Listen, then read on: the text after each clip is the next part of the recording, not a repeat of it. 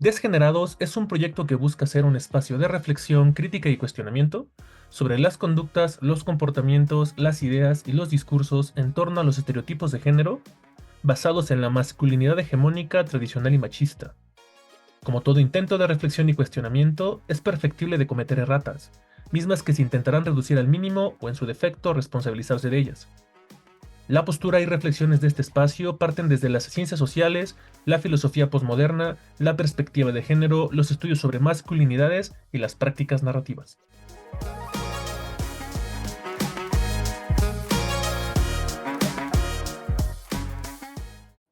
Bienvenidos, bienvenidas, bienvenides a un nuevo episodio de este Desgenerados Podcast, un espacio que busca cuestionar, repensar, resignificar y un montón de otras cosas que siguen siendo un intento de hacerlo diferente en tanto esta cosa de el ser hombre y vivenciarse hombre en el mundo cotidiano, en el día a día. Como verán, hoy a diferencia de otros episodios, si acaso solo repite Iván, pero tenemos a otros dos invitados y tenemos casa llena en este espacio que yo no quepo de la alegría de que esto haya pasado así, porque fue así, y entonces creo que te debería de dar mucho crédito, Iván, en que parte de esto fue obra tuya, empezar a hacer conexiones y de repente que estemos los cuatro aquí, porque los cuatro hacemos contenido, divulgación en materia de, pues sí, de cuestionarse esta cosa de la masculinidad.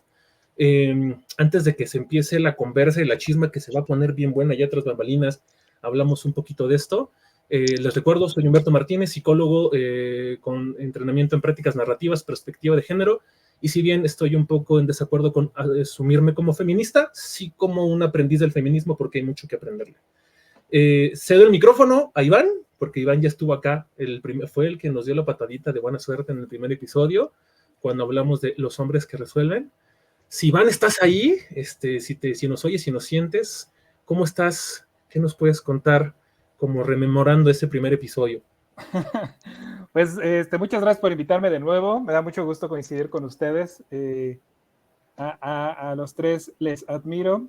Y bueno, pues yo soy Iván Medel. Tengo un par de proyectos. Un proyecto basado en prácticas narrativas y comunicación no violenta, que está centrado en la parte de comunicación y en mediaciones, acompañamientos, talleres, pláticas y todo a donde me inviten sobre esos temas, que pueden abordar diferentes puntos de vista, particularmente las no monogamias éticas, además de muchísimos más temas.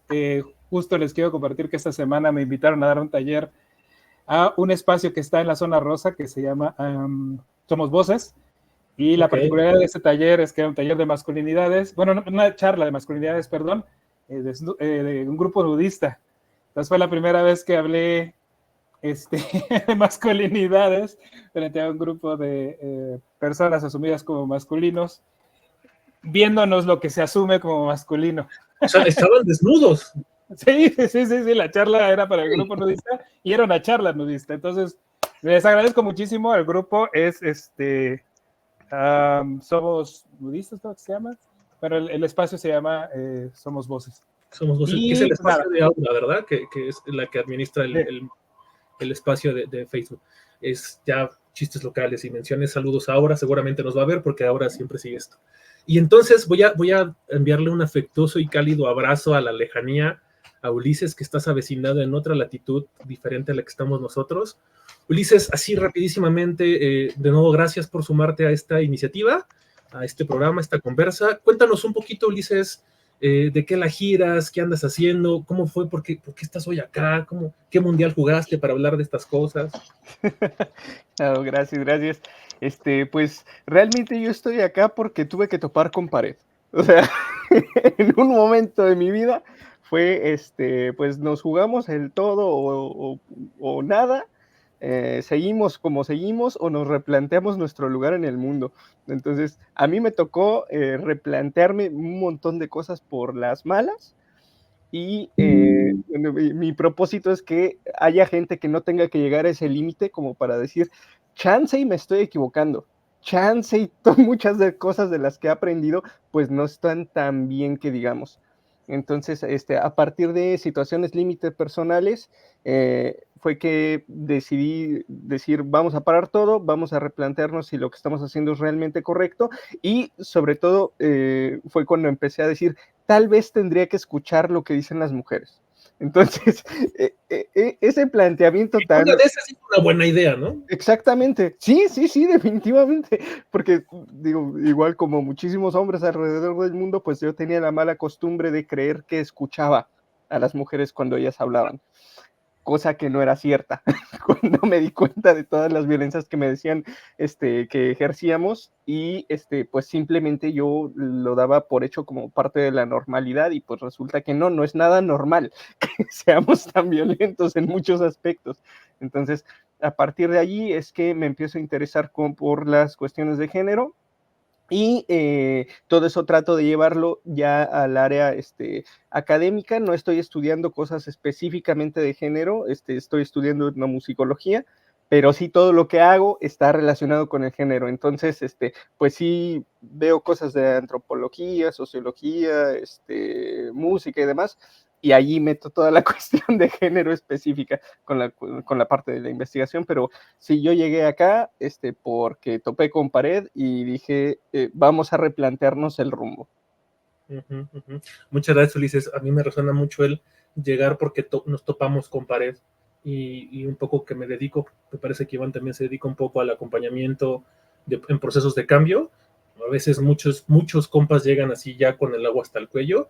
A veces podemos hacer cosas diferentes, y a veces nada más resta resignarse y tratar de reparar el daño. Nuevamente, gracias, Ulises, y cedo los micrófonos hasta las tierras de la eterna primavera. Sergio, muchas gracias también por sumarte acá. ¿Qué nos puedes contar sobre tu quehacer en materia de esta divulgación? Tienes un proyecto en TikTok, ya hablaremos más de él hacia el final de esta conversa. Cuéntanos. Hola, Humberto. Y bueno, primero que nada, agradecer la invitación, y pues un momentito que me tomo particularmente para saludar a Ulises, porque aunque hemos convivido mucho a través de TikTok y hemos compartido videos, comentarios y demás, realmente nunca hemos como interactuado de manera directa. Entonces es un gusto, y con Iván también. Con Iván ya tengo algunos trabajos que estamos compartiendo, entonces siempre es un gusto. Y bueno, mira, en mi caso yo creo que soy una persona pues particularmente privilegiada, en el sentido en el que yo crecí en un ambiente familiar feminista.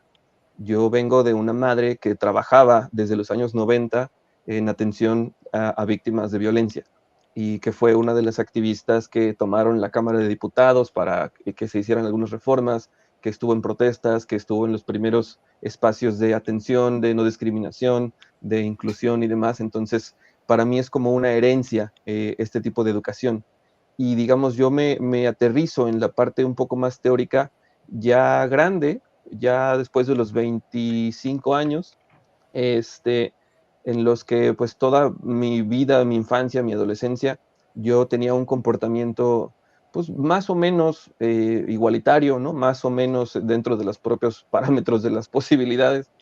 Y no es hasta que una compañera con la que después trabajamos en un instituto de la mujer acá en Morelos, perdón, que me dice, yo quiero que tú trabajes aquí porque a ti lo que te falta es la teoría, pero toda la parte práctica tú ya la ejerces. Entonces necesito que te profesionalices para que todo esto que tú ya vives lo entiendas desde la teoría y nos puedas ayudar a divulgarlo.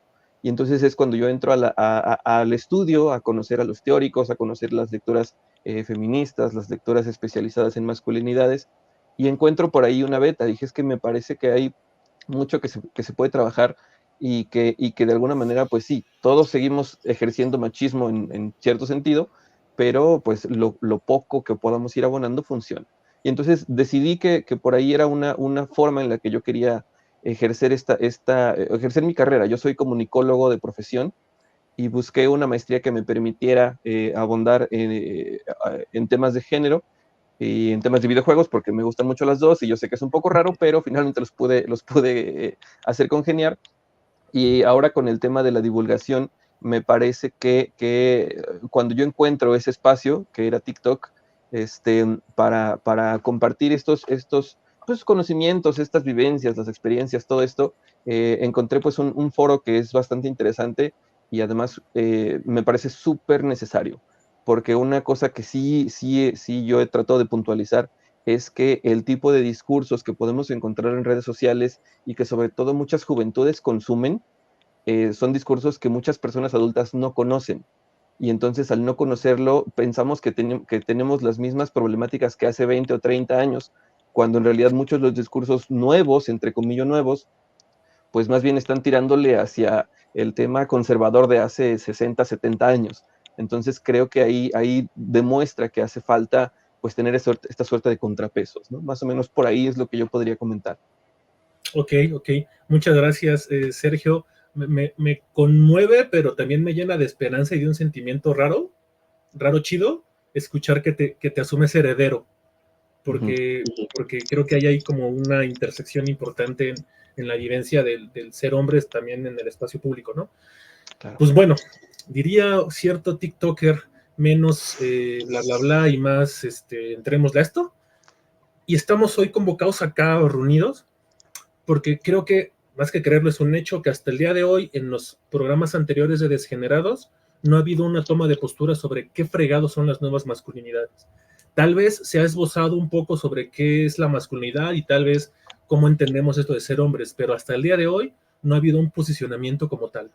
Y entonces la pregunta abierta, que esto nos puede llevar una hora, esperemos hacerlo en 20 minutos, tal vez menos, desde sus lugares, desde sus reflexiones, desde sus vivencias, ¿cómo estamos entendiendo este asunto de las nuevas masculinidades?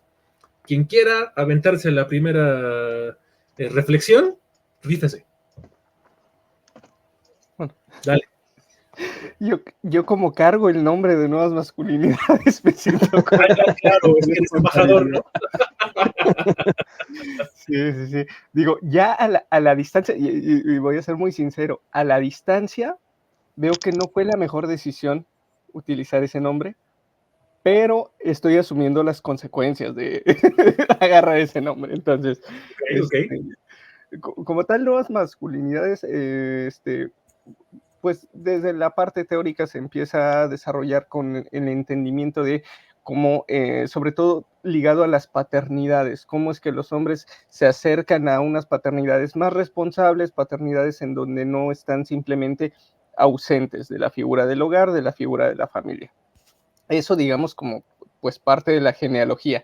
Sin embargo, ya en el entendimiento múltiple de masculinidades, de nuevas masculinidades, está el replanteamiento de si nosotros hemos vivido en la normativa, si nosotros no nos hemos descentrado de las experiencias de vida o de lo que en teoría tenemos que vivir como hombres, si nosotros no nos hemos descentrado, no es porque no existan esas otras configuraciones, no es porque no existan esas otras formas de vida, sino porque pues hemos idealizado y hemos reproducido y hemos impulsado modelos únicos, y esos modelos únicos se presentan como los deseables. Entonces, ya trasladado al campo de las posibilidades del concepto de nuevas masculinidades, básicamente es cualquier configuración que no sea hegemónica. O sea, ya a final de cuentas, todo esto que se entiende como nuevas es simplemente todo aquello que no ha sido promovido de manera hegemónica, que no ha sido reproducido de manera hegemónica, lo que no se ha presentado como ideal, todo eso en teoría cabría dentro del concepto de nuevas masculinidades, por lo cual es un poco ambiguo, porque nuevas masculinidades también podría ser alguna configuración bastante dañina de la masculinidad, que no necesariamente es la hegemónica, que no necesariamente es la tradicional. Oye, despacio, cerebrito.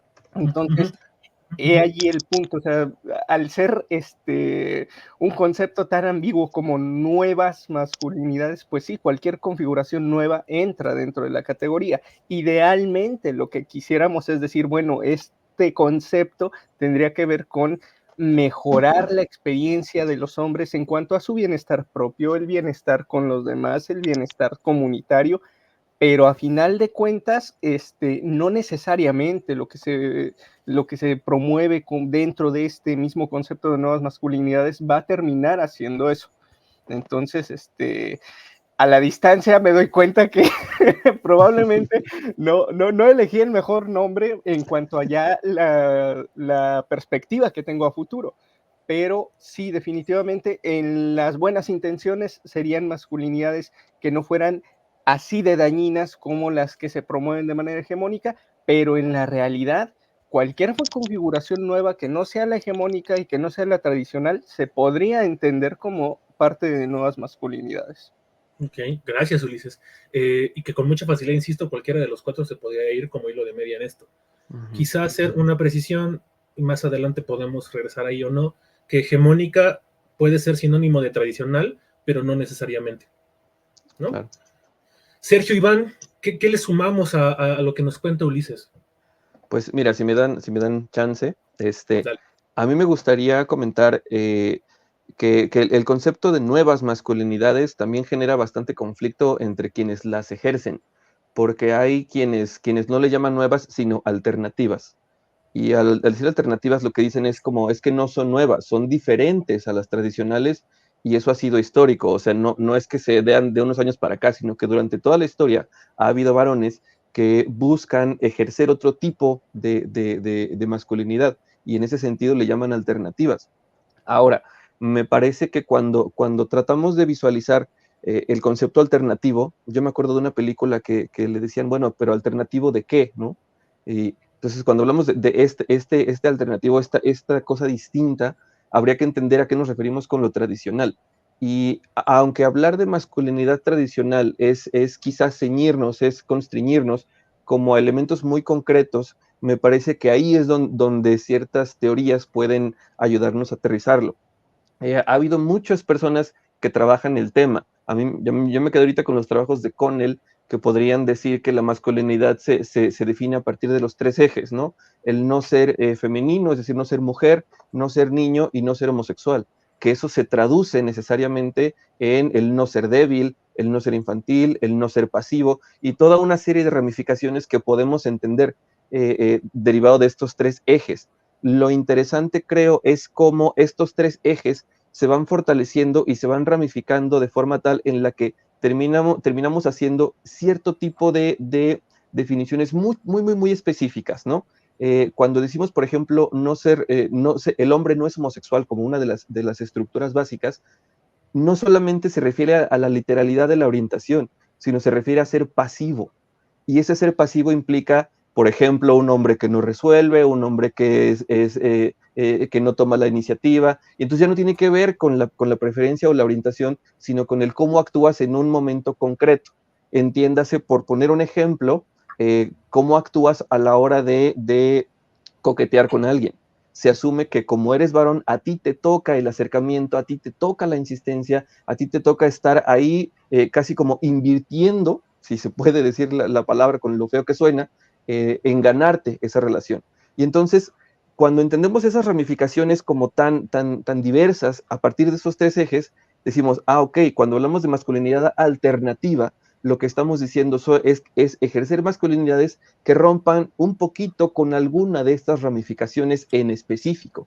Entonces, decir que las nuevas masculinidades o masculinidades alternativas tienen, por ejemplo, una fórmula concreta, pues es quedarnos muy pobres, porque lo que estamos haciendo es como esa alternativa a esta ramificación, a este ejercicio concreto de masculinidad que se está teniendo, y entonces lo que se busca es como cuestionarnos estas ramificaciones de las que hablamos para poder ir actuando de una a una, modificando ciertos comportamientos. Porque yo puedo dejar de ser a lo mejor un macho frente a mi familia, no sé, yo me incorporo a los labores del hogar, asumo mis responsabilidades dentro de los quehaceres, etcétera, pero puedo seguir compartiendo, no sé, memes bien machistas, puedo seguir haciendo las bromas homofóbicas con mis amigos.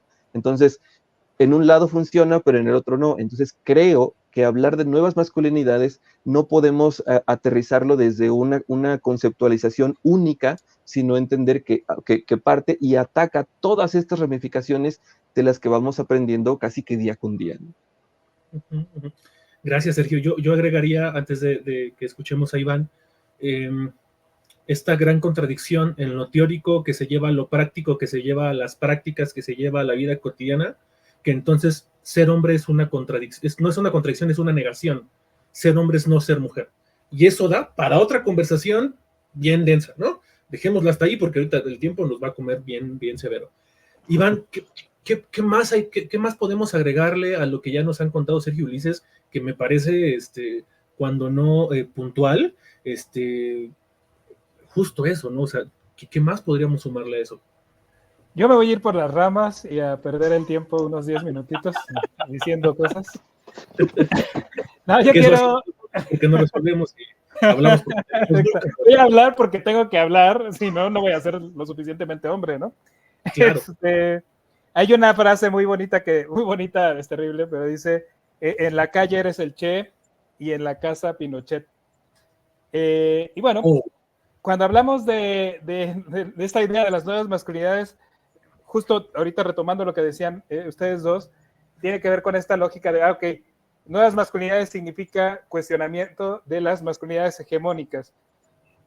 Esto es una asumida muy, muy audaz.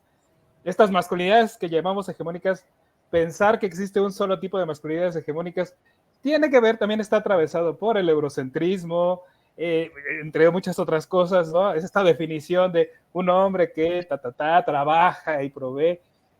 Híjole, estamos asumiendo un montón de temas que, por supuesto, que cuando la ves atravesado por el tema de lo económico, de lo racial, entre muchas otras cosas, bueno, aquí pasan muchas cosas. Entonces, a mí me gustaría dar un paso atrás todavía y hablar de Humberto Maturana. Que por cierto, Humberto Maturana también cuenta que su acercamiento al feminismo o a lo no patriarcal viene de su mamá. Lo mismo, exactamente, me recordó mucho ahorita lo que nombraba Sergio, me parece muy bonito también. Y bueno, la idea de Humberto Maturana es una distinción entre lo patriarcal y lo matrístico o matricial. Y lo patriarcal es él le llama conversaciones a todas estas ideas, para no llamarles ni teorías, ni ideas, ni nada, conversaciones. Es una conversación que tenemos habitualmente que refuerza la idea de la guerra, la dominación, la violencia. Para él eso es lo patriarcal, ¿no? Y que evidentemente es hegemónica, ¿no? Que todos reproducimos y que está ligado a los hombres de entrada. Entonces, bajo esta perspectiva me parece muy interesante plantearnos la idea de qué es esto que estamos llamando nuevas masculinidades. ¿Es realmente antipatriarcal? Y yo les voy a decir mi opinión poco popular, que es que me parece que es un placebo. Me parece que es una marca comercial para que la mayoría de los hombres no digamos, uy, huchi, no, o sea, para que digamos, bueno, voy a decirles una cosa, no es crítica para nadie en específico, pero de repente veo estos lugares, estos lugares en donde se reúnen hombres para trabajar su masculinidad y están en los videos de un montón de güeyes sin playera, y entonces vamos a hacer artes marciales y vamos a gritar y vamos a... Y entonces yo digo, esto no es así como, como estarles dorando la píldora a la banda. Y así me parece de repente el concepto de nuevas masculinidades, que es por eso no, esto que estoy diciendo no significa que no sea valioso, que no pueda tener mucho potencial o que no haya tenido potencial en términos de acercamiento, o incluso voy a decirlo una vez más, esto es terrible, pero en términos mercadológicos, ¿no? Como de, bueno, es una nueva masculinidad, entonces no dejo de ser hombre, entonces bueno, ya. Nada más te tengo que pintar las uñas, perfecto, así le entro, ¿no? Okay. Entonces de alguna forma ese para mí es su lugar, pero a mí sí me parece que, y esto lo platicaba con una persona con quien estuve vinculado, que se dedica especialmente a esto, y me decía, el gran problema para mí con las nuevas masculinidades es que las mujeres llevamos 100 años creando teoría de feminismo, hablando de sentimientos, hablando de poder, hablando de relaciones, ¿no? De como, y ahorita ustedes apenas están como, ¿estaremos mal? Como que hay algo que no está funcionando porque nos suicidamos mucho, ¿no? Y así como, güeyes, despierten, ¿no? Es un poquito lo que me decía. Y bueno, a mí me da esta sensación, una vez más, yo no creo que no sea adecuado de alguna forma, creo que es un buen acercamiento, creo que es un acercamiento que, una vez más, es un poquito como placebo, o puede funcionar a veces como placebo, o puede funcionar como buena estrategia de marketing, pero que al final, a mi parecer, se queda corto. Y la última cosa que quiero decir al respecto es, pensar en lo antipatriarcal me parece todavía más interesante, pensar en lo queer o en lo agénero me parece todavía más interesante, Pero yo sé que no estamos ni cerca de esto. Y por último, para mí, si quisiéramos definir esta idea de masculinidades hegemónicas, o no definir, esbozar, a mí me resuena muchísimo con algo que tiene que ver con la monogamia, y que es la lógica de que lo monógamo, el Estado, ¿no?, y lo hegemónico están profundamente alineados, ¿no? Son reproducciones de la misma lógica vertical, de poder, de dominación, centrada en la producción y en la reproducción. Entonces, a mí me parece que si queremos definir las masculinidades como lo patriarcal, podemos acercarnos desde ahí, desde esta cosa que yo estoy haciendo está centrada en la dominación, en la violencia, en la producción, en la reproducción. Y entonces ahí de repente podemos meter muy fácilmente pues todos los discursos que ya sabemos y que ya hablaremos más adelante. Muchas gracias, Iván. Me dejas pensando en que hay otro compa que tiene una serie de episodios en Spotify, en un canal que se llama Amor Radical, no sé si lo conozcan, y tiene un episodio de la monogamia como sistema de opresión. Y entonces tal vez entrarle también por ahí pueda ayudar a visibilizar un montón de cosas que no son visibles a simple vista. Todo lo que hablan Ulises, Sergio y Iván me deja pensando también desde un posicionamiento, desde las prácticas narrativas, no solo el peligro que trae consigo hablar de nuevas y el peligro que trae consigo en jactarse de hacerlo mejor, justamente es peligroso. Yo lo pensaría como hacerlo diferente. ¿Cómo se diferencia una vida que se lleva a cabo en términos de prácticas y de cotidianidad? Es hacerse responsables, es no andarse con fregaderas a la hora de vincularse, es asumir paternidades activas, amorosas, cercanas, es tal vez tanto como sea posible, porque también por ahí está esta cosa de la heterosexualidad impuesta, tanto como no sea posible desde el cuerpo ampliar ese territorio, y un montón de otras cosas que hacen que el trabajo de trabajarse, de cuestionarse, un poco hablando coloquialmente, de deconstruirse, sea un trabajo que es incómodo, y es un trabajo que resulta desafiante, y es un trabajo que a muchos compas literal les da culo, y no está mal que nos dé culo, lo digo también desde mi experiencia, pero no sé si el que nos dé culo y que abracemos ese miedo y esa incomodidad y ese desafío puede honrar estos 100 años de trabajo que nos cuenta Iván. Porque no sé si de esa manera podemos hacer trabajo activo para reducir la deuda histórica, que ya habrá otro episodio para hablar de la deuda histórica, ¿no? Antes de pasar al otro tema, porque justo me presiona mucho el tiempo y espero lograr hacer lo que queremos hacer en este tiempo, tan rápido como sea posible, compas, podrían elaborar o hacer el mejor intento que puedan de esbozar una práctica cotidiana de masculinidad diversa, alternativa, ética. No sé si exista la masculinidad compasiva, Iván, ahorita pensé en eso y pensé directamente en ti.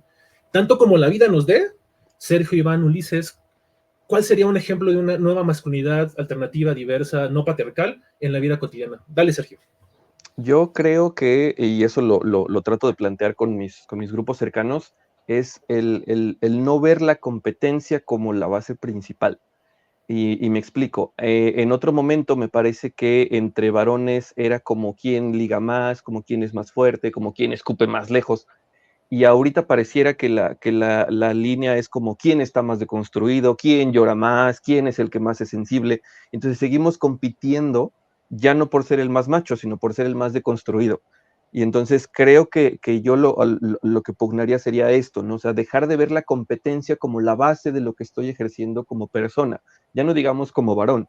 Y en ese sentido, creo que cuando lo concientizamos es cuando podemos un poco empezar a zafarnos, porque ese zafarnos de la competencia me permite pues disfrutar un montón de cosas de manera individual y relacionarme con las otras personas desde un enfoque completamente distinto, ¿no? O sea, y me extiendo tanto, perdón, pero me refiero a cosas tan básicas como que si yo me pongo a jugar un videojuego, entienda que si no gano, no me pasa nada, ¿no? O sea, no me tengo que súper enojar y aventar mi contra. No, es como, híjole, perdí punto a la que sigue y ya está.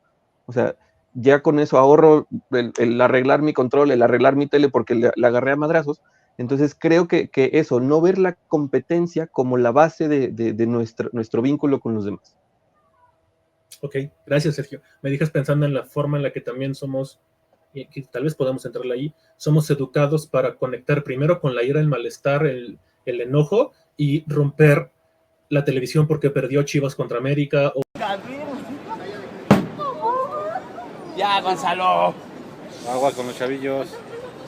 Te están viendo tus hijos, Gonzalo. Compórtate ya. O porque perdió el equipo favorito, ¿sabes? Estos que han salido en redes sociales y se han viralizado. Ulises, Iván, ¿quién dice yo? Voy, si quieres. Yo veo dos muy importantes. La primera es la conexión con uno mismo. Hay una idea, la comunicación no violenta, la lógica es, yo reconozco mi sentimiento, esto voy a hacer un resumen rapidísimo, a partir de mi sentimiento yo reconozco qué necesito y hago una petición. Bueno, esto es difícil para todos nosotros porque nuestra sociedad es profundamente vertical, profundamente patriarcal en términos de lo que yo hablé antes, de dominación, de castigo, etc. Entonces es muy difícil que nosotros siquiera le demos pie a decir qué estoy sintiendo. Esto es difícil para todos. Hay un tema muy complicado que he estado trabajando con varios hombres y es que no alcanzamos ni siquiera el sentimiento. Estamos extraordinariamente, estúpidamente desconectados de nosotros. Tan estúpidamente desconectados de nosotros que no saben, que nos enfermamos y no lo vemos. Nos duele la pierna y no lo vemos. No solo no nos atendemos, no estamos conectando con ese dolor. Nos deja terminamos una relación y conectamos con la ira en lugar de con la tristeza. Güey, no estás enojado, seguro estás triste, cabrón. ¿Por qué vas y avientas botellas y te vas a arrepentir? Güey, no, ponte triste, cabrón, porque esto no es enojo, esto es tristeza. Bueno, yo no sé quién para decir lo que siente la gente, pero es esperado, digamos. Y bueno, hay esta desconexión tan profunda. ¿Cómo vamos a hacer comunicación no violenta si ni siquiera me puedo acercar a saber qué estoy sintiendo? No solo en términos de reconocer el sentimiento como tal, no estoy conectado conmigo. Entonces, para mí, un ejercicio de esta masculinidad alternativa, si lo queremos llamar así, es darte 2 minutos para conectar contigo, con lo que sientes, con cómo estás parado, con cómo estás. ¿Te duele algo, cabrón? Seguro, sí. Es más, yo les puedo asegurar, y esto es raro, pero les puedo asegurar que el 90% de los hombres que nos escuchan, y a ustedes, les duele algo. Así casi se los puedo asegurar, y no lo han atendido. Es muy habitual, pero estúpidamente habitual. Entonces, para mí, masculinidad alternativa, güey, de entrada conecta con lo que estás sintiendo, porque si no, todo lo demás va a ser un poquito más difícil. Y ahí, antes de que tomes la palabra, Ulises, hay otro marco conceptual, histórico, económico, político, cultural, que hace que actuemos de esa manera. Porque no sé si, no creo que nos dé tiempo de eso, pero también habría que hablar de cómo el sistema sexogénero, machista, sexista, misógino, político, capitalista, avasallante, todo lo que le quieran poner en un discurso de las ciencias sociales y el cuestionamiento a este mundo, también pasa por encima de los cuerpos de los hombres, de formas diferentes al de las mujeres o al de otras identidades. Y la bronca es que como estamos entrenados, educados y reclutados por la masculinidad hegemónica, no conectamos con el dolor, no conectamos con el basta, ya estuvo, no conectamos con el mejor no puedo. Ahí también pasa una cuestión de educación cultural y de socialización desde los cuerpos que parecen como hombres todos aquí. Voy a aventarme una licencia, si no, ahí me jalan las orejas después y pueden posicionarse.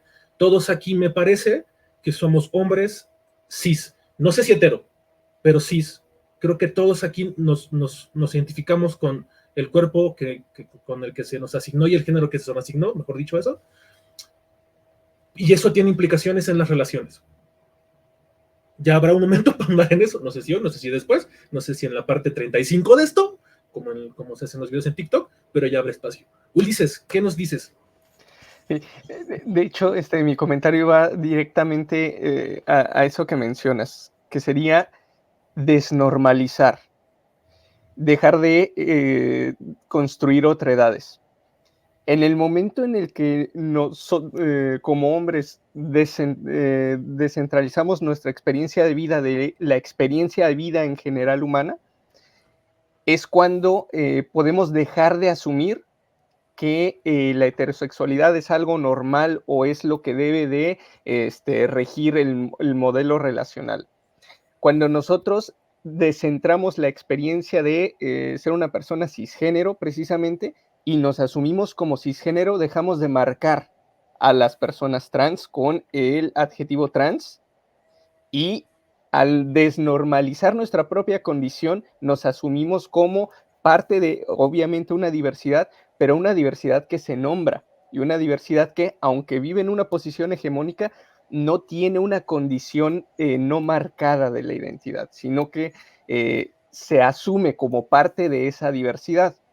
Porque en cuanto las experiencias de los hombres no se asumen como parte de las diversidades en las que realmente vives, porque por muy mayoritaria que sea la experiencia de vida de una persona cisgénero, no es la única experiencia y por lo tanto, si existe una diversidad de experiencias, aunque vivamos en esa situación mayoritaria, es parte de dicha diversidad. Entonces, dejar de segregar la diversidad como si fuera una diferenciación entre lo normal y lo diverso, creo que es uno de los planteamientos más radicales que podemos hacer, porque en cuanto empezamos a hacer eso y empezamos a decir, esto no es normal, empezamos a ver cosas tan extrañas como el decir, ¿por qué el 90% de los autores que yo cito en un trabajo son hombres? ¿Por qué todo lo que estoy leyendo se produjo en Inglaterra, Estados Unidos y Canadá? ¿Por qué todo lo que...? Y en cuanto empezamos a desnormalizar todas esas situaciones que jamás marcamos, es decir, cuando nosotros hablamos de filosofía, jamás decimos filosofía occidental.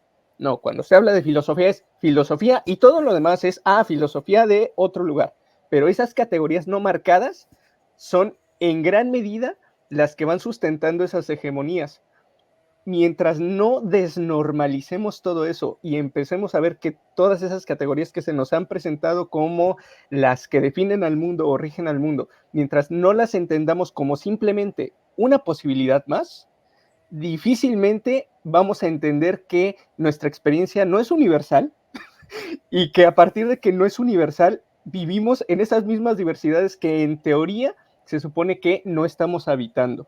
Entonces creo que ese es un planteamiento que va mucho más allá de las masculinidades, que se va a la cuestión de colonial, que se va a la cuestión de racial y digamos todas esas experiencias de vida, pero creo que es muy importante eso, desnormalizar las categorías en las que vivimos y entenderlas como parte de la diversidad humana.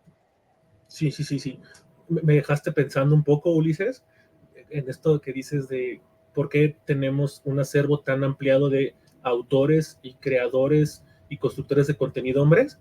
Y las primeras personas en las que pensé en lo que decías de posicionamientos de categorizar y demás, Foucault, Fanon y Bourdieu. ¿Y dónde queda todo el trabajo de las morras? ¿Y dónde queda el trabajo de las mujeres feministas afrodescendientes, caribeñas, ¿no? Que por ahí pudieran listar algunos nombres, pero no lo voy a hacer para no quedar bien, sino es, solo piensa en ellas, regresa a ellas, menciónalas, ¿no? Gracias a mi maestra Sandra Scutia, siempre la saludo porque ella ha sido una luz en mi camino para entender el género desde las afroresistencias y el Caribe, ¿no? Yo sumaría solamente estas cuestiones de qué sería una práctica de nuevas masculinidades alternativas, lo que sea, decir que no, pero decir que no desde un lugar que me cuide, un poco el por dos de lo que dice Iván, como desde el autocuidado, pero decir, Nel, no voy, vamos a agarrar la peda, no, oye, vamos a hacer esto porque lo que sea, no, porque no sé si también uno de los grandes discursos, bueno, sí sé, uno de los grandes discursos que atraviesa el cuerpo de los hombres es siempre poder. Y ese es un pedo bien cabrón, ¿no? Creo que estructurar de mejor manera, éticamente, amorosamente, compasivamente, responsablemente mis no, gestionar mis no, me cuida y cuida a los otros. Oye, que vamos con mi mamá a la comida de no sé quién y no quieres ir, güey, porque la familia de tu esposa, de tu pareja, de tu vínculo, no te cae bien y ni te tragan. ¿Qué va a pasar? Que vas a ir con una pinche jetota de pocos amigos y todo el mundo se la va a pasar mal. Si dices que no éticamente, es como, no voy, te espero aquí, mi amor. Y creo que eso también puede ser una práctica cotidiana de otro tipo de masculinidades o de otro tipo de... Ahorita estamos hablando de masculinidades, pero creo que también puede venir desde la comunicación no violenta o desde el autocuidado como personas, decir que no éticamente, ¿no? Pasemos al otro tema, porque si no, no nos va a dar tiempo de hacer lo que queremos. Sí, muy bonito todas sus nuevas masculinidades y las arañas y la manga del muerto, pero ¿será acaso que hoy por hoy hay representaciones, embajadores, ejemplos de lo que no son nuevas masculinidades? ¿Habrá acaso en el haber de las redes sociales alguna persona que se asuma, incluso no estoy seguro que él se haya asumido como tal, pero que pueda venir un discurso de hacerlo diferente en tanto varón?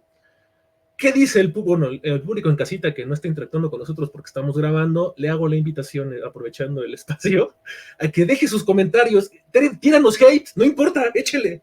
Desde ahí también podemos construir, porque creo que, hablo por mí, ya me bancarán ustedes si sí o si no, necesitamos crecer a partir de las diferencias. El mundo tampoco es tan bonito como para que todos estemos de acuerdo todo el pinche tiempo.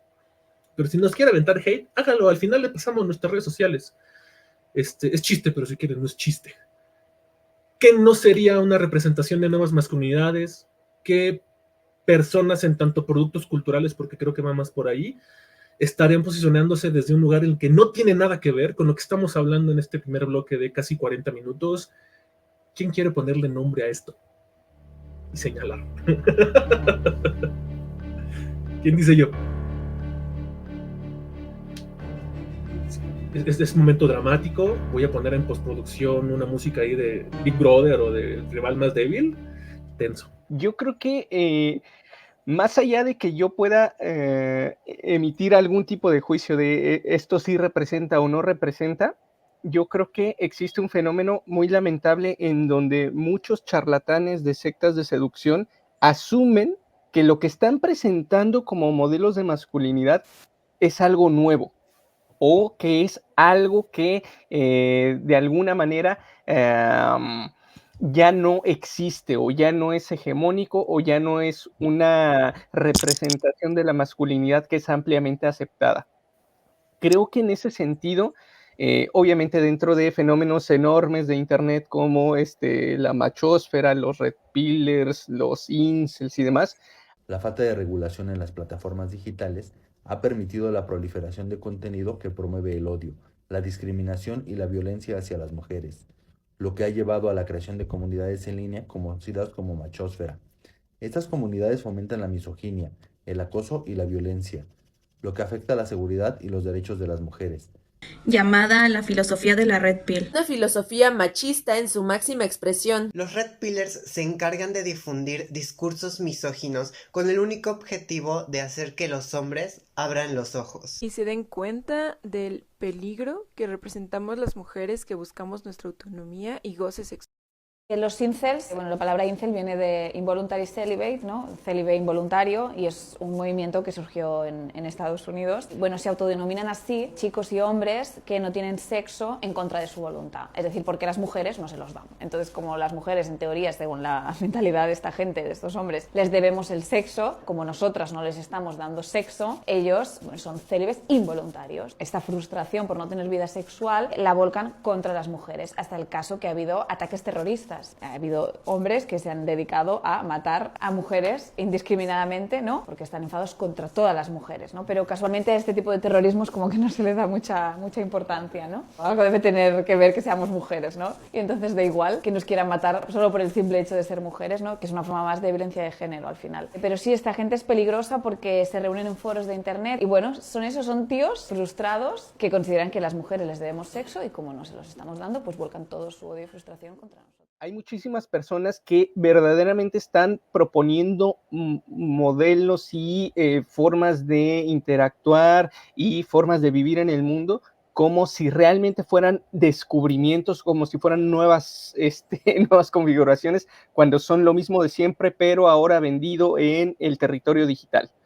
Entonces, creo que ese es un grave peligro cuando muchas de las personas que consumen esos contenidos son personas muy jóvenes y que tal vez no han tenido el acceso a ciertos productos culturales, esto obviamente debido a la sobreoferta que existe actualmente de contenidos y demás. Antes era mucho más sencillo que si hacíamos una referencia a alguna película, pues el 90% de las personas pudieran entender, ¿no?, a qué película nos referíamos. Pero al momento de hablar de una película, por ejemplo, hoy, por más que esté en primer lugar en Netflix o en cualquier plataforma, no podemos asumir que todos han visto eso, porque ante la sobreoferta de productos culturales, bueno, las referencias ya no son las mismas. Eso sucede mucho con las generaciones más jóvenes. Las generaciones más jóvenes difícilmente van a saber de que este modelo de masculinidad que están proponiendo como la panacea y como algo que va a resolver tu vida, se había presentado hace 40 años en tal película y fue un fracaso. Entonces, lamentablemente muchas de estas personas están haciendo eso, y también lamentablemente muchas personas que en teoría deberían de haber tenido la formación ética, académica y demás para evitar caer en esas prácticas, se van convirtiendo en una especie de profetas de esos grupos, como por ejemplo Jordan Peterson, que ha llegado al punto de ser antivacunas. O sea, eso ya me parece una cuestión verdaderamente alarmante de lo mucho que puede trastornar esta visión del mundo, esta visión de la realidad, el pues meterse, ¿no?, en estos pensamientos dogmáticos de cómo tiene que ser un hombre y demás. Entonces, y sobre todo que no predican con el ejemplo, en donde él señaló que uno de los hábitos que debes de tener es tener tu habitación limpia y hacer tu cama y tener todo en orden y demás, y pues en entrevistas él ha salido con un desastre total de fondo. Por eso tengo fondo virtual, porque si lo quito... Mi cuarto está tiradísimo. Y está perfecto, porque digo, pues, tú no estás vendiendo eso, ¿no? Como la condición para mejorar tu vida. Pues no, pero él sí, ¿no? Entonces lo vende y no lo hace. Entonces me parece que eso es una de las cuestiones que yo no podría decir quién sí y quién no representa estos modelos de nuevas masculinidades, pero creo que sí sería bueno advertir que muchos se posicionan de alguna manera dentro de estas ofertas alternativas, cuando en realidad lo único que hacen es reempaquetar modelos hegemónicos bajo esquemas pues de marketing, en donde van generando grupos que lamentablemente terminan convirtiéndose en sectas. Eso, que de repente tiene comportamiento sectario, eso es riesgoso en más de un sentido. Sergio, ¿hacemos prueba de audio? Sí, ¿ya me escuchan bien? Dale, te escuchamos. Perfecto. Pues es que yo creo, iba un poco sobre la línea de lo que comentaba Ulises. Creo que efectivamente hay personajes cuyos discursos, pues como decíamos hace un rato, finalmente se ciñen a discursos de 1940, ¿no? 1950, o sea, de esta onda como de la familia nuclear. O sea, a mí me parece que el peligro radica en que muchos de estos como nuevos discursos, entre comillas, no solamente representan a discursos sumamente viejos y sumamente arcaicos, sino que se venden, creo, no solamente como si fueran nuevos, sino que se pretenden adueñar de conceptos que ni son ciertos y ni son fundamentados, ni son científicamente comprobables, ni nada, ¿no? O sea, este asunto de las energías masculinas y las energías femeninas y las personas de alto valor, o sea, perdón, o sea, son pendejadas. Entonces, el hecho de que haya personas que esgriman ese tipo de discursos y que lo empaqueten, como decía Ulises, de forma tal en la que es muy digerible, pues claro, habrá gente que se los compre. O sea, yo aquí siempre pongo un ejemplo de un video que yo vi hace mucho tiempo en YouTube, que era como una especie, se supone, de mini documental de 20 minutos que te explicaba por qué los hombres prefieren el azul y las mujeres el rosa.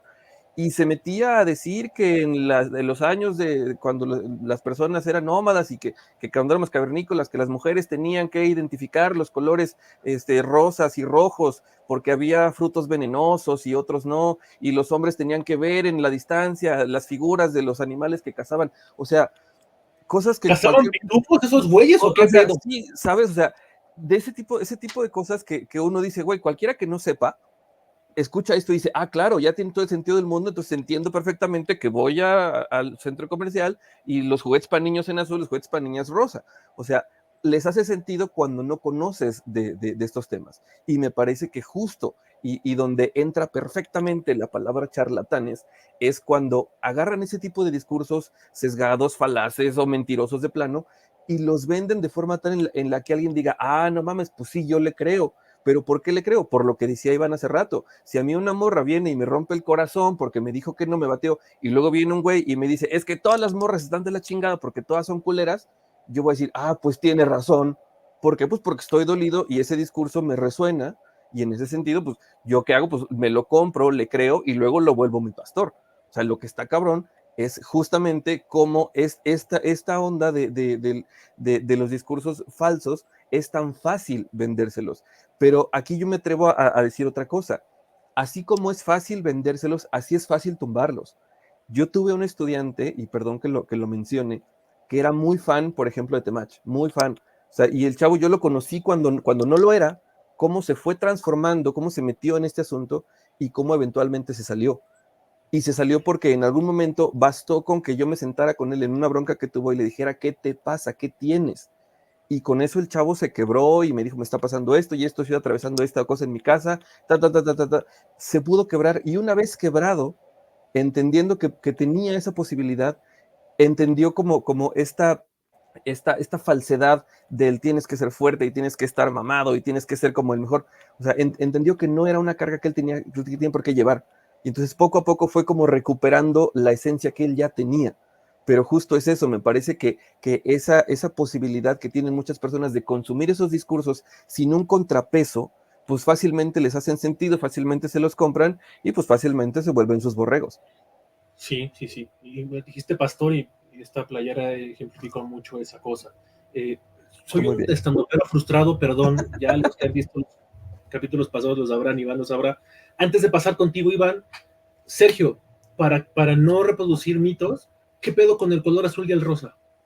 Ah, pues eso básicamente es una construcción que se dio en el último siglo. O sea, la diferenciación de colores se da como en diferentes momentos históricos, y a partir de lo que en su momento concreto se quiere mantener de un lado y se quiere mantener del otro. En otros momentos han sido el blanco y el amarillo, o creo que el verde y el café en otro momento histórico. En algún momento, si no me equivoco, el rosa también fue como esta visión del masculino. Entonces depende mucho del momento histórico, cómo es que las propias modas buscan hacer estas segregaciones de lo que te corresponde y lo que no te corresponde. ¿Me estás diciendo que el diablo viste a la moda tiene razón cuando hablan del suéter azul? Lo que no sabes es que ese suéter no es azul, no es turquesa, no es lapislázuli, es más bien celeste. ¿Y no te has dado cuenta de que en 2002 Oscar de la Renta tuvo una colección de trajes celestes? Después Yves Saint Laurent mostró chaquetas militares celestes. Necesitamos una chaqueta. Y así el celeste de pronto estaba en 8 diferentes colecciones. Se filtró por las tiendas departamentales y después cayó de una trágica esquina casual donde tú, sin duda, lo pescaste de un botadero. Ese azul representa millones de dólares e innumerables empleos. Y es muy curioso que pienses que hiciste una elección que te exenta de la industria de la moda. Totalmente. Vean, el diablo viste a la moda. Por ahí pondré en postproducción, por ahí yo tengo un artículo que habla sobre que antes de la Segunda Guerra Mundial, el tema de azul-rosa estaba al revés. ¿No? Dale. No, de hecho, o sea, incluso toda la cuestión de los colores también responde a las realidades económicas y las realidades materiales, como por ejemplo cuando se producían los pigmentos azules, ¿no?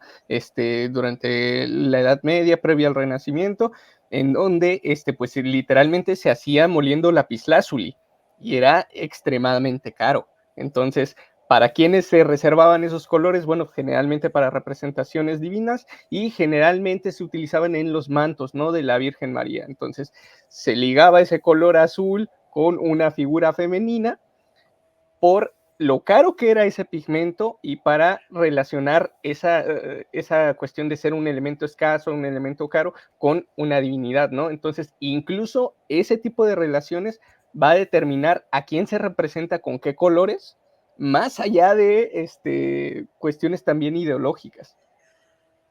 Y que no sé si ahí puede haber un rastreo o una revisión interseccional en tanto oferta, demanda, capitalismo o sea, está esto ahí, pues, ¿no? Se puede ser una forma de explicarlo. No estamos hablando de verdades absolutas. Estamos hablando de diferentes miradas que tratan de cuestionar un asunto tradicional que se ha instaurado como status quo.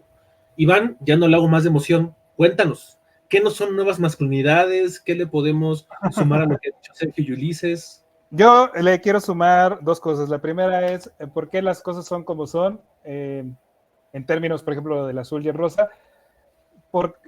La mayoría de las cosas son como son por profundas arbitrariedades, por casualidades, por sistemas de poder. Esa es la realidad. Y les voy a poner dos ejemplos. Bueno, el primero es un ejemplo y la segunda es una parábola que me gusta mucho. Cuando estudiaba yo comunicación, hablamos de la televisión. Y bueno, la proporción de la televisión tradicional es 4:3, es decir, hay 4 de algo y 3 de esa misma proporción, y eso es la televisión tradicional. ¿Saben por qué tiene esa proporción? La respuesta es porque cuando estaban haciendo pruebas, utilizaron una caja, y la caja tenía esa proporción. Y entonces, teníamos que construir esto, luego hay que replicarlo. ¿Cómo se replica? Pues así. ¿Por qué? Pues porque es lo que así se hizo antes, no hay razón para cambiarlo. Pero la proporción específica es porque era una caja de ese tamaño. No hay más. Si hubieran agarrado una caja más grande, una caja más chica, hubiera sido completamente... Una caja de huevos San Juan. ¿Cómo? Una caja de huevos San Juan. Entonces, va por ahí. La segunda que quiero contar es una parábola muy rápida. Dice que llega una especie de monje a un pueblo, es un monje que es muy querido, le regalan una cabra. Entonces, como no tenía dónde dejar la cabra, siempre en sus sermones ponía la cabra ahí amarrada. Luego se muere este monje y pues, por supuesto que llega otro monje a sustituirlo. Y bueno, pues sigue dando sus sermones. Y en algún momento se muere la cabra. Y dice, traigan la cabra, porque la cabra es muy importante para los sermones, es parte de la liturgia. Y termina esto diciendo, años después todavía se sigue discutiendo de la profunda importancia que tiene la cabra en el sermón. Bueno, para mí este es el ejemplo perfecto de todo esto que todos nosotros naturalizamos y creemos que tiene una profunda razón de ser. No, güeyes, no, es una mera casualidad. Esa es la realidad, lo siento mucho, pero eso es. Y bueno, la otra es el temach. El temach no existe, el temach es un personaje. Hay un actor que hace al temach. Yo sé que les va a doler, pero esta es la realidad. Y también es personaje que se sale cuando quiere, ¿eh? Perdón que te interrumpa, Iván. ¿Alguien de nosotros sabe, porque ni siquiera yo lo he buscado, cómo se llama este güey? Sí sabe. Porque entonces el Temach es un personaje, el otro es más ser actor de La Rosa de Guadalupe, ¿no? Perdón por la interrupción, Iván. Ahora, yo no tengo, por supuesto, nada en contra de la persona, pero bueno, lo que quiero decir es que el Temach es un personaje y es un producto. Y digo que es un personaje porque claramente se sale cuando quiere, ¿eh? Por eso su discurso es tan extraordinariamente volátil y fluido. Y un día puede decir, yo soy súper feminista. Y al otro día puede decir, odio, o sea, sin broncas, porque no le importa. El gran tema con el Temach, y voy a contar la anécdota que conté hace rato para que Humberto esté contento. Eres el mejor. Si alguien nos está escuchando, le voy a pedir a Humberto que describa cómo soy, o sea, cómo me veo ahorita en la pantalla. Ok. Iván es un hombre cis, de nariz pronunciada, bigote de candado con barba, cejas, no sé si de tipo azotador, como diríamos en antaño, y una característica muy particular de mi querido Iván es que no tiene cabello, está pelón o calvo. Bueno, pues el Temach es un producto y la razón para, como una comprobación, es que así como me describió Humberto, por supuesto que no me parezco en nada al personaje, pero con esta descripción van al menos 2 veces que en la calle, el niño sobre todo, dice, ¡ahí va el Temach! Y se me acerca, particularmente un día, un grupo de 5 niños así, ¡ah, no mames, es el Temach! Y empezaron a seguirme, y yo así de gente, ¿qué se está pasando? Dios mío. Iba con una chica y así, no mames, no sé, ¿qué es esto? Bueno, así como eso, también en mis videos de TikTok veo varias veces que me ponen que soy o el Temach bueno o el Temach malo. Entonces, La reacción de Ulises es lo que esperaba de escuchar. Bueno, pues eso, esencialmente, esto es una marca, una vez más. Y la marca tiene dos características chiquititas. Bueno, la única que me falta a mí es gritonearle a la cámara, ¿no? ¡Ah, no mames, güey! ¡Deconstrúyete, cabrón! ¿No? Con eso ya podría... ¡Otra mi compa! Sí, pero bueno, no le he entrado eso, aunque me sale. Pero bueno, esencialmente lo que quiero decir con esto es que es una marca muy bien pensada, también pensada que vende sus productos, o sea, toda la descripción de una marca que fácilmente se puede convertir en lo que ya dijeron en secta, ahí está. Entonces, es muy interesante porque en realidad los discursos que va trayendo, y esta es una fórmula que muchas personas de TikTok siguen, agarran el discurso que está y se trepan, pero se trepan así como, y básicamente lo que pegue más. O sea, y pues por supuesto que lo conservador pega más, claramente. ¿Por qué? Pues porque es lo que el sistema, la narrativa dominante. Entonces, por supuesto que yo me identifico y digo, no mames, sí, eso decía mi abuelo, ¿no? Claro, pues es que eso es lo que dicen mis compas, ¿no? Y además lo dice este cuate y este otro cuate, y entonces, pues sí, claro que tiene sentido. Y este otro que dice que no, ya lo funaron, o sea, es el enemigo, es la otredad. Entonces, esta cosa que es dominante, que es esperada, que es una historia que todos compartimos, y que además tiene una otredad, un enemigo, que es lo que los progres, si lo quieres ver así, pues claro que me sumo. No mames, pues básicamente hay una necesidad profunda de conectar, de conectar y de reafirmación. Es una cosa identitaria también. ¿Cómo? Identitaria por completo, una vez más, pues sí. Una vez más, esto lo comentaba el lunes en la charla que les contaba. Fíjense, ¿cómo no voy yo a pelearme con esta idea de que lo masculino no es lo que debería ser o que puede ser distinto, si la primera dimensión de identidad que me dieron fue esa? O sea, si el 90% de mi identidad está fundamentada en que soy hombre, claramente cualquier madre que se contraponga es el enemigo. O sea, me está atacando directamente a mí. Es como, personalmente me siento atacado con que digan que ser fuerte no es ser hombre. Porque yo soy muy fuerte, además, casualmente, ¿no? Porque yo soy muy valiente, porque si a mí me pusieran con un león lo madrearía, ¿no? Esta es una anécdota real. O sea, hay por ahí un estudio que dice que le preguntaron a un grupo de gente, seguramente Ulises se acuerda más del dato, pero bueno, eso. Le preguntaron a un grupo de gente que si creían que podía ganarle a un león o a un oso, no me acuerdo, y así como un porcentaje altísimo de hombres dijeron, claro, le puedo ganar a golpes a un oso. Bueno, eso es otra cosa, pero ese es mi punto sobre esto. Y todo esto me deja pensando en, tal vez sea más constructivo, más nutricio, hablar, no hoy, y esto es una estrategia de marketing también, para reunirnos de nuevo a platicar de los peligros que tiene este discurso y de los peligros inherentes que devienen a quienes siguen este discurso. Porque en esos peligros está seguir el mandato de la masculinidad sin leer las letras chiquitas.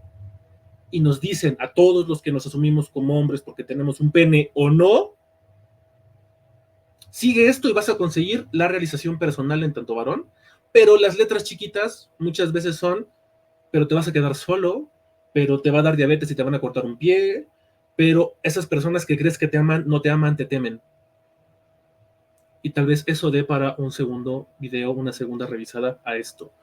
Porque creo que también se vuelve bien valioso desde un ejercicio crítico, responsable y un ejercicio político, hablar, y ya lo pondré en postproducción, la música de Big Brother y de drama y demás.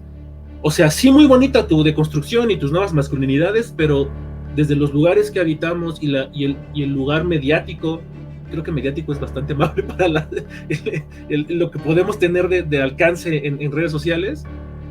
¿Qué le podemos criticar a esta postura de las nuevas masculinidades? Porque hay mucho que criticarlo. Y criticarlo también nos asume responsables, por lo menos en 2 pesitos más, que te mache. Porque es un negocio. Y aunque nosotros, yo en tanto terapeuta, en tanto alguien que vende y oferta servicios de acompañamiento en procesos de cambio, gano dinero de dar terapia. Y en tanto el sistema no cambie o encuentre una forma de hacer trueque, la cosa no va a cambiar, ¿no? ¿Qué le podemos criticar a esta postura? en tanto que sea importante asumir responsabilidades de lo que estamos diciendo y haciendo. ¿Quién dice yo? Dale. Bueno, en ese sentido de los límites y horizontes, creo que dentro de estos análisis de cuáles son los grandes males o cuáles son los grandes ejes rectores de opresión en el mundo que generalmente se señalan como el patriarcado, como el capitalismo y como el colonialismo, la existencia de un concepto como nuevas masculinidades de entrada ya pone sus límites, en el sentido de que estamos trabajando en un binario. O sea, vamos a responder, vamos a modificar, vamos a moverle, pero dentro del entendimiento de que hay dos posibles. Entonces, desde allí ya una postura de nuevas masculinidades es, hay de dos sopas y a esta le puedes poner más ingredientes o quitarle ingredientes. Punto. Ese es el alcance máximo, porque sigue estando inscrito en un entendimiento binario del género.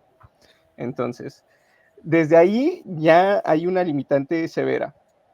Y en el sentido de, y esto es una crítica que ya va muchísimo más allá de la cuestión de género, en el sentido de que el capitalismo sí es una forma de vivir en el mundo, es una forma de relacionarse no solamente económicamente, sino pues cómo esa relación económica afecta a todos los sentidos de la vida.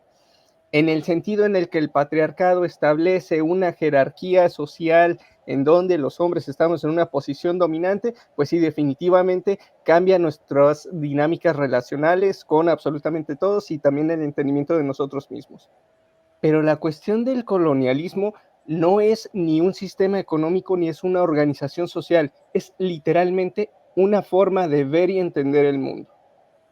En tanto no se ataque ese punto, en tanto no se pueda llegar a esa situación del problema, vamos a poder establecer otras dinámicas económicas, vamos a poder establecer otras dinámicas sociales, pero vamos a seguir viendo el mundo de la misma manera. Entonces, para mí, el llegar a un cambio de cosmovisión es lo más radical que se podría hacer dentro de todas estas configuraciones de todos los males que están alrededor del mundo. Y en ese punto, las nuevas masculinidades no son más que un resquicio del pasado, un resquicio colonial, un resquicio que atiende a la visión occidental. Entonces, creo que sí, las nuevas masculinidades son un campo bien limitado, son un campo que definitivamente puede dar cosas buenas, definitivamente, pero hay un panorama mucho más allá. O sea, las nuevas masculinidades, para hacer una analogía muy casera, es como una disposición a arreglar tu cuarto. Pero hasta ahí, ese cuarto no representa al mundo. Y si queremos cambiar todas las relaciones con los demás del mundo, se tiene que ir todavía más allá. Es un buen inicio, es un buen ímpetu, puede traer buenos resultados, pero hay un mundo todavía afuera que no nos hemos replanteado, y eso es un poco tremendo para nosotros como hombres, porque las mujeres sí se han salido del cuarto a hacer cosas. Nosotros todavía no tendemos en nuestra cama. Entonces, hay muchísimo trabajo todavía por hacer. Me parece una analogía tremenda, ¿no? Porque hace rato decíamos con lo de Peterson, yo tengo el cuarto tirado, y antes no lo tenía tan tirado porque había alguien que lo recogía, y generalmente ese alguien era una mujer, y en mi caso era mi mamá. Y entonces, si no cambiamos esto, seguimos reproduciendo prácticas de explotación. Eso que llamamos amor no es amor, es explotación, son trabajos domésticos, es un montón de cosas. Iván, Sergio, ¿qué le sumamos a lo que dice Ulises? Bueno, pues si se puede, yo creo que no sé cómo plantearlo de manera concreta, pero lo más cercano es algo así como tenernos paciencia en este sentido. Creo que el trabajo del entendimiento de lo que son las nuevas masculinidades o este proceso, o este llamado proceso de deconstrucción, pues son procesos, son individuales, pues. O sea, son trabajos que cada persona está haciendo con las condiciones que puede, con lo que tiene a mano. Y además partir, o sea, a mí hay dos puntos que me parecen importantes. El primero es entender que no podemos comparar el trabajo que estamos haciendo los varones con el trabajo que han hecho las mujeres, porque el origen de esos trabajos es distinto. O sea, el feminismo nace de la poca reivindicación de los derechos que tenían las mujeres, o que han tenido las mujeres históricamente. Nosotros hacemos este trabajo un poco más desde quizá el tratar de visibilizar una serie de privilegios y de condiciones que nosotros hemos vivido y que decimos es que no es justo. Pero lo cierto es, a nadie le gusta quitarse privilegios, a nadie le gusta ceder lo que tienen y las comodidades que la propia vida te ha dado en mayor o en menor medida. Entonces, el origen de uno y otro es diferente. En ese sentido, el camino que tengan ellas y el camino que tenemos nosotros no puede ser el mismo. Eso por un lado. Y por otro lado, también entender que los propios contextos no abonan del todo. Es decir, habrá personas que salgan y que en sus trabajos y que en sus investigaciones y sus tareas y lo que tú quieras busquen tener este comportamiento o esta forma de ejercer la deconstrucción de las nuevas masculinidades, pero llegan a sus espacios familiares, llegan a su casa, llegan con su pareja, llegan con su familia, y el machismo sigue ahí. Y habemos, y eso lo digo por lo que les decía del privilegio hace rato, o sea, habemos quienes podemos llegar a nuestras casas con nuestra familia y decir, no, fíjate que me topé con este güey que es bien macho y está bien pendejo, y sabes que es un espacio seguro en el que el discurso más o menos va de la mano, ¿no? O sea, tienes el apoyo de la familia, o yo tuve el apoyo de la familia, para adentrarme en estos discursos, pero hay muchas personas que no lo tienen, y esto a mí también me lo enseñó un alumno mío. Cuando trabajábamos en temas de masculinidades, él me decía, o sea, yo lo veía y yo le decía, es que tú eres un pan de persona, eres una persona súper chida, súper amigable y tal, y me decía, sí, pero si yo me comporto así en mi barrio, pues me quiebran. Yo tengo que ser violento en el barrio para sobrevivir. Entonces, claro, o sea, desde ahí difícilmente puede hacer más de lo que hace, ¿no? Entonces yo creo que por ahí iría. Iván, antes de que te vayas, ¿quieres sumarte a alguna reflexión última antes de que te despidamos? Si es que sigues ahí, sí, ahí estás. Sí, acá estoy. Pues solamente, bueno, en primer lugar agradecerles, tengo que irme muy rápidamente, pero quiero nombrar que sumarme a esta idea de que hay mucho más que entender. Todo este proceso es complejo, y entonces es un poco una combinación entre lo que dijo Sergio y lo que dijo Ulises. Como este proceso es profundamente complejo, hay que ser extraordinariamente compasivos con nosotros mismos, extraordinariamente compasivos con otros, pero también mucho como desde este lugar del reconocimiento de por qué esto es importante, ¿no? O sea, ¿por qué será valioso que yo me cuestione estas cosas que siempre he hecho así? ¿Por qué será valioso que yo cuestione a otras personas que lo hacen así? Por ahí en algún grupo ponían, pues vive y deja vivir, ¿no? Y bueno, aquí para mí el asunto es, pues porque esto es literalmente mortal para nosotros. O sea, ¿qué más motivación quieres, cabrón? Que todo esto de lo que estamos hablando literalmente nos está llevando a la tumba. Y a quienes no nos lleva a la tumba, nos está llevando a lugares terribles de dolor, de soledad, de aislamiento.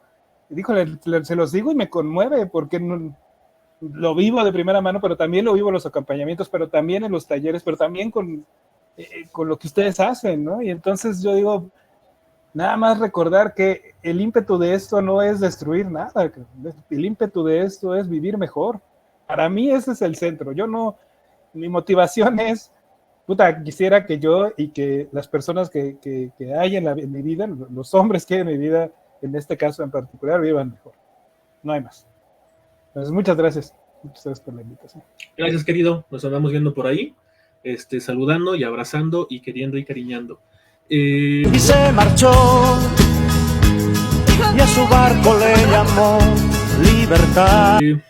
Pues quiero aprovechar entonces que Iván sale, bueno, que este momento, igual ya le podré poner edición o no, porque me quedo pensando mucho, sintiendo que no sé si sea oportuno hablar de llegar a una conclusión, pero sí creo que puede ser oportuno posicionarse desde un lugar que he aprendido que a mí me hace mucho sentido es qué invitaciones podemos hacerle, invitaciones irresistibles, a quienes estén pensando empezar un proceso de terapia, de acompañamiento, no sé si necesariamente de deconstrucción.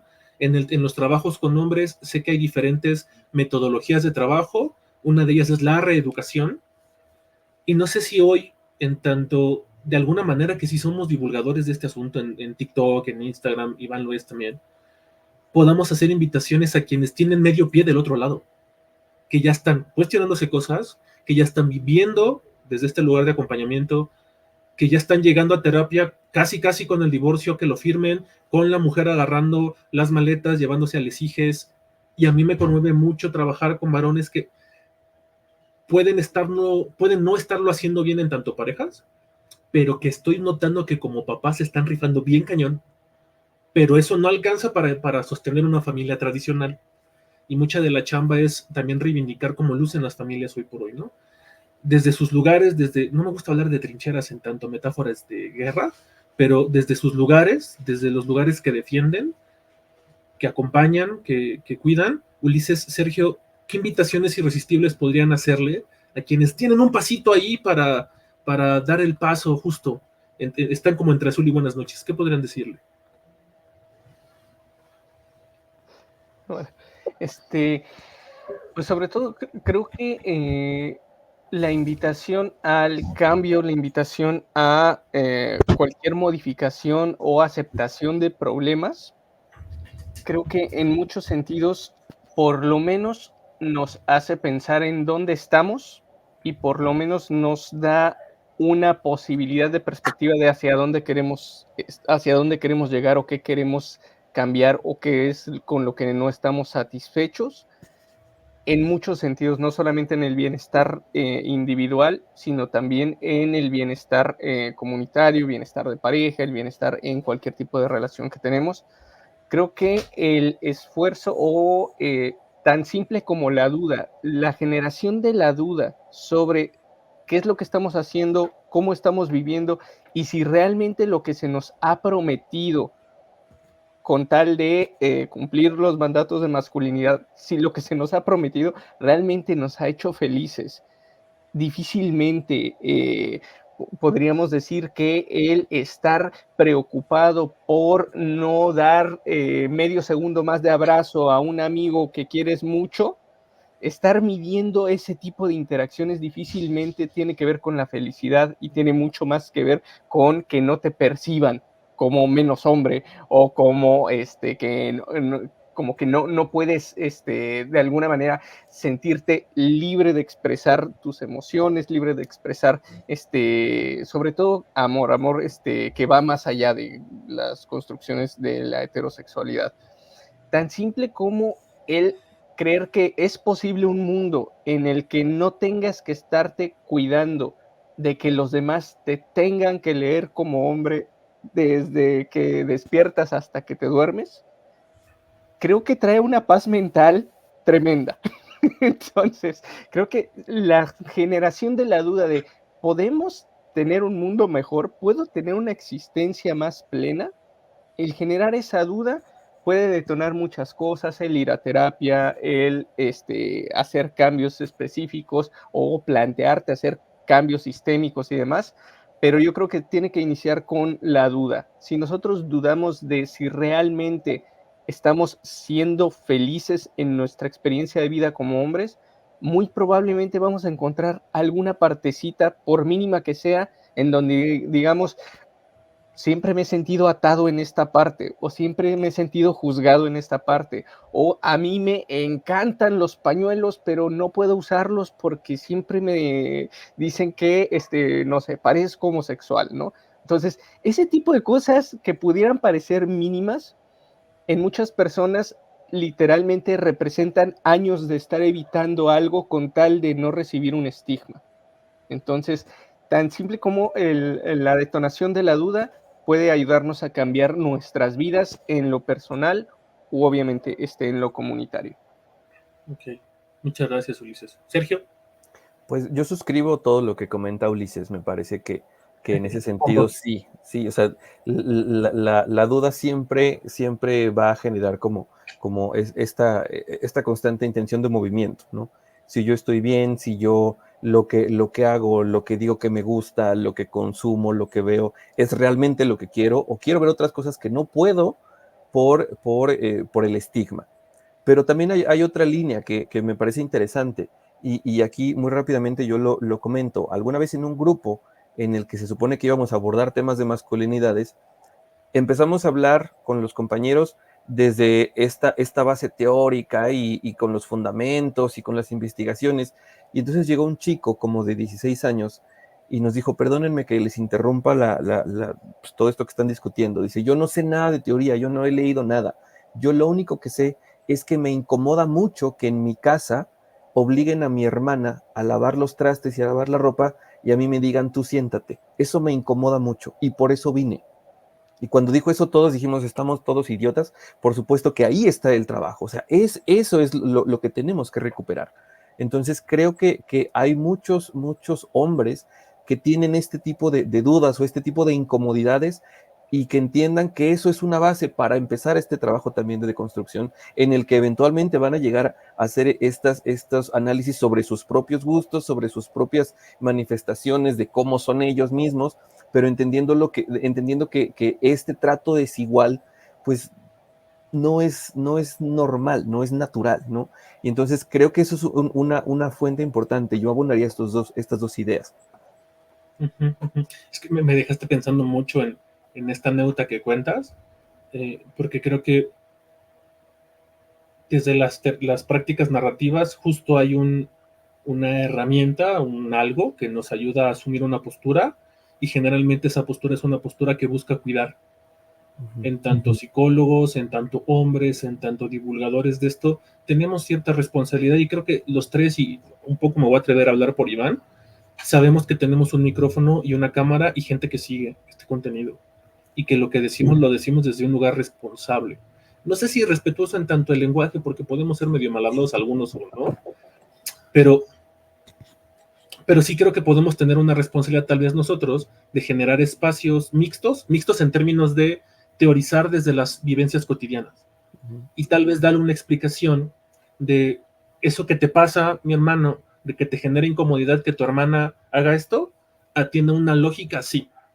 Mandemos al demonio ahorita la cuestión academicista de literatura y de posicionar también una cuestión racional, evidenciada desde la ciencia, porque creo que eso también hay alguna especie de colonialismo ahí, y hablemos de por qué esto te está moviendo el corazón y el cuerpo, ¿no?